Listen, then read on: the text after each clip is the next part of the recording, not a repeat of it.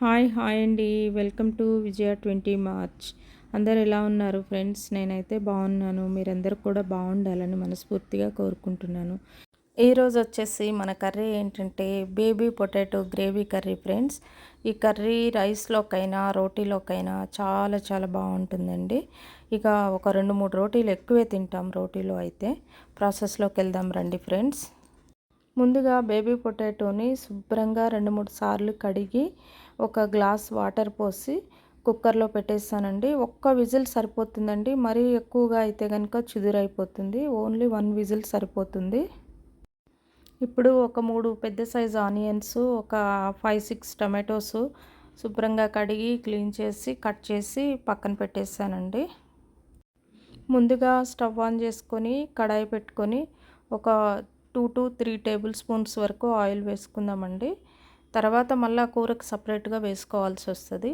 ఇప్పుడు ఇందులో బిర్యానీ ఆకు ఒక 2-3 బిర్యానీ ఆకులు, ఒక 2 చెక్క, ఒక ఇలాచి, ఒక 4-5 లవంగాలు వేసేసుకుందామండి.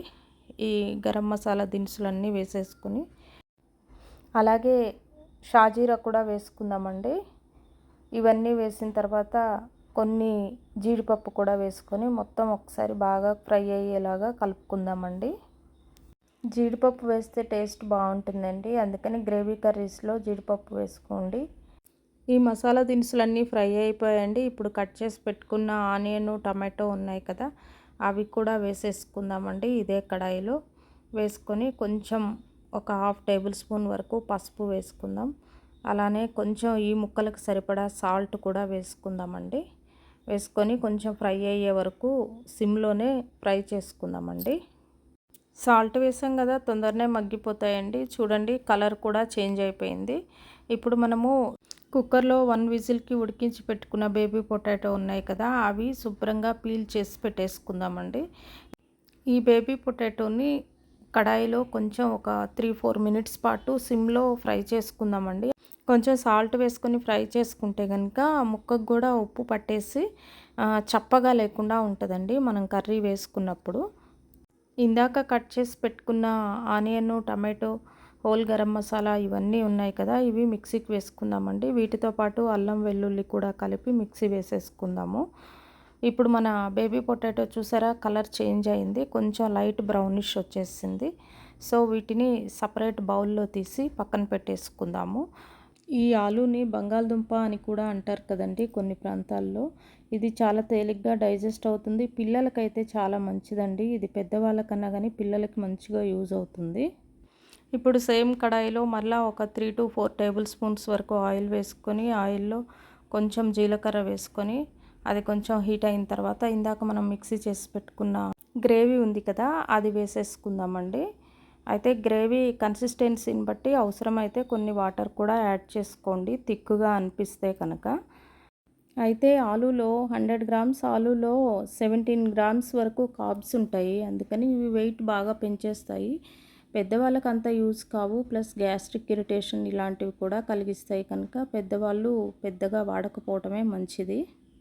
అయితే పింపుల్స్ ఉన్న వాళ్ళకైతే ఈ ఆలు బాగా యూజ్ అవుతుందండి. ఆలు మధ్య కట్ చేసి ఆ పింపుల్స్ మీద రుద్దితే కనుక ఆ పింపులు దాని తాలూకు మచ్చలు కూడా పోతాయండి రెగ్యులర్గా రుద్దుతుంటే కనుక. ఇప్పుడు మన గ్రేవీలో కారము 3-4 టేబుల్ స్పూన్స్, ధనియాల పొడి 1 టేబుల్ స్పూను, అలాగే సాల్టు రుచికి తగినంత, అలాగే జీలకర్ర పొడి కూడా 1 టేబుల్ స్పూన్ వరకు వేసేసానండి. ఏ గ్రేవీ కర్రీలోనైనా జీలకర్ర పొడి వేస్తే కనుక టేస్ట్ చాలా ఎన్హాన్స్ అవుతుందండి. ఇప్పుడు చూడండి, మన గ్రేవీ అయితే చాలా పర్ఫెక్ట్గా ఉందండి.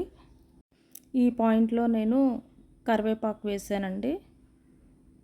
చాలా చాలా మంచి స్మెల్ వస్తుందండి. ఇప్పుడు కరివేపాకు వేసిన తర్వాత ఒకసారి బాగా కలిపేసుకొని ఈ గ్రేవీ అంతా ఉడికిపోయింది కాబట్టి ఈ పాయింట్లో మనము ఫ్రై చేసి పెట్టుకున్న ఆలూలు వేసేసుకుందామండి.